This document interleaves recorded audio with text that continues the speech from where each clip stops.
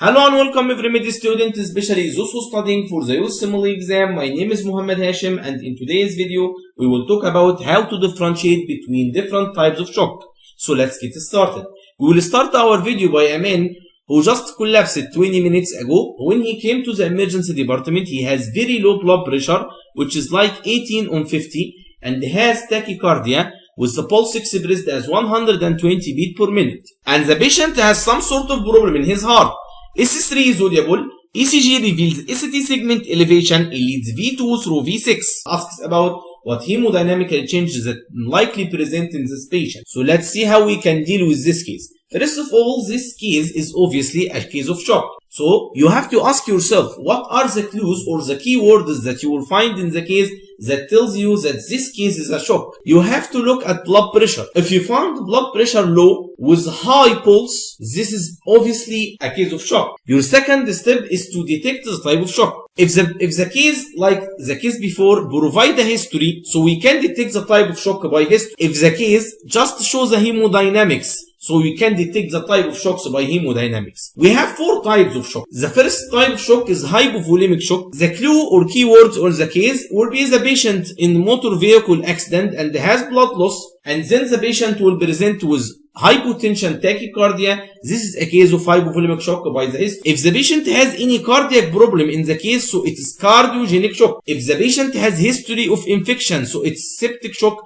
which is type of distributive shock. If the patient has history of allergy and wheezes in the case, so it is anaphylactic shock, which is also type of distributive shock. If the patient has sudden onset of dyspnea, making the diagnosis of pulmonary embolism more likely, so the patient is most likely having obstructive shock. It's quite easy by the history, but the most important thing is hemodynamics. In this illustration, we can understand the hemodynamics of shock. And what are the parameters that will be affected in every type of shock? The blood returns from our venous system to the heart is called preload. It returns to the right atrium through the vena cava, and the pressure in the vena cava called central venous pressure. It is also the pressure in the right atrium. Blood goes from the right atrium to the right ventricle. From the right ventricle, it pumps the blood through the pulmonary artery. Then blood returns back to the heart through the pulmonary veins, where it goes to the left atrium. Pressure in the pulmonary veins is called pulmonary capillary wedge pressure. Is also the pressure of the left atrium. Blood goes from the left atrium to the left ventricle, where it pumps the blood through the aorta. The amount of blood pumped from the left ventricle to the aorta is called cardiac output. And the resistance of blood vessel against the pumping capacity of the heart is called systemic vascular resistance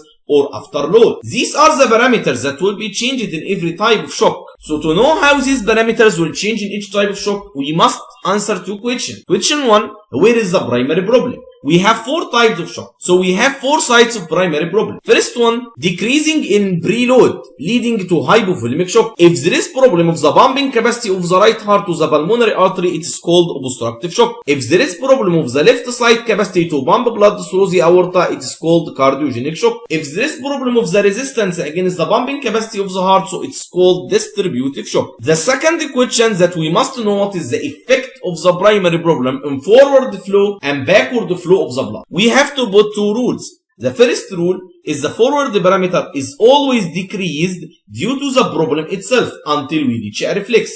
And the reflex means that our body tries to keep the blood pressure constant. And blood pressure equals cardiac output multiplying total peripheral resistance. So if there is a decrease in cardiac output, the body will try to make our blood pressure constant by increasing total peripheral resistance and vice versa. About the backward parameters, they will be increased due to increase the backward pressure. Let's apply these rules on these diagrams with all right reserves to the USMLE World Q Bank. The first one is hypovolemic shock. Where is the primary problem? The primary problem here is decreased blood volume. Where is your forward flow? This is the forward flow. Where is the backward flow? There is no backward flow here. So all the forward flow will be decreased. Decrease the blood volume will lead to decrease the blood returning to the right heart. So central venous pressure will be decreased. Then the blood returned to the left side of the heart will be also decreased, leading to decrease the pulmonary capillary wedge pressure. There is no enough blood in the heart to pump to the aorta, so the cardiac output also will be decreased. But here we reach a reflex. Decreasing the cardiac output will make a reflex of increasing systemic vascular resistance in order to keep our blood pressure constant. So all the forward parameters are decreased until we reach a reflex. The second type of shock is cardiogenic shock. Here is the primary disturbance, deficient inability of the left heart to pump the blood to the circulation, leading to decrease of the cardiac output. So here is the primary disturbance. This is the forward parameter and this is the backward parameters. All the forward parameter will be decreased, leading to decrease the cardiac output. Here we reach a reflex.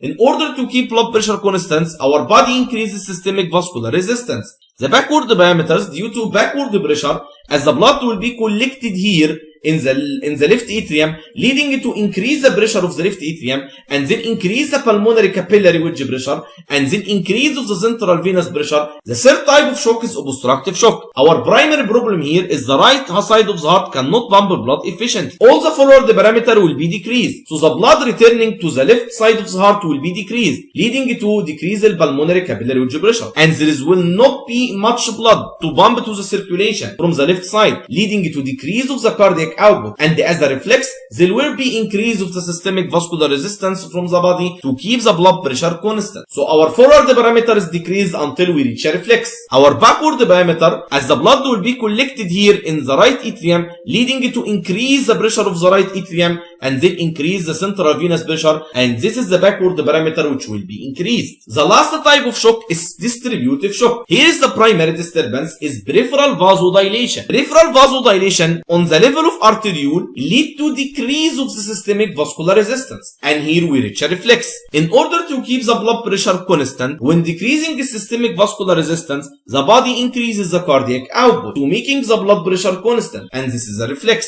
On the level of the venule, peripheral vasodilation, making less blood goes back to the heart, leading to decrease the central venous pressure, then decreasing the blood returning to the left side of the heart, leading to decrease the pulmonary capillary wedge pressure. And here is a shock hemodynamic summary table that make us answer any question or exam in few seconds, just to save your time in your exam. So here are the parameters. First one is cardiac output, then SvO2, which stands for mixed venous oxygen saturation, which reflects the content of oxygen in your venous system. The third one is pulmonary capillary wedge pressure. These parameters are decreased in all type of shock except the cardiac output will be increased in distributive shock as a reflex. The SvO2 will be also increased in distributive shock. About the pulmonary capillary wedge pressure, will be decreased in all shock except in the cardiogenic shock and the cardiac tamponade. Cardiac tamponade is one of the obstructive shock and is the only obstructive shock that have increase in pulmonary capillary wedge pressure. All obstructive shock and the cardiogenic shock will have increase in your central venous pressure. About systemic vascular resistance would be increased in all type of shock except distributive shock. To answer the question in few seconds, we can see that all exceptions are for distributive shock except the pulmonary capillary wedge pressure. So it's quite easy. So let's go back to our question. This patient has low blood pressure and tachycardia, making the diagnosis of shock is more likely. Then we will detect the type of shock. By going to the history, we will find the patient have some sort of cardiac problem. S3 is audible, ECG show ST segment elevation, it leads V2 through V6. This makes the diagnosis of cardiogenic shock is more likely. And the question asks about hemodynamic changes are most likely present in this patient. By remembering our summary table, we will remember that the pulmonary capillary wedge pressure was decreased in all type of shock except in the cardiogenic shock.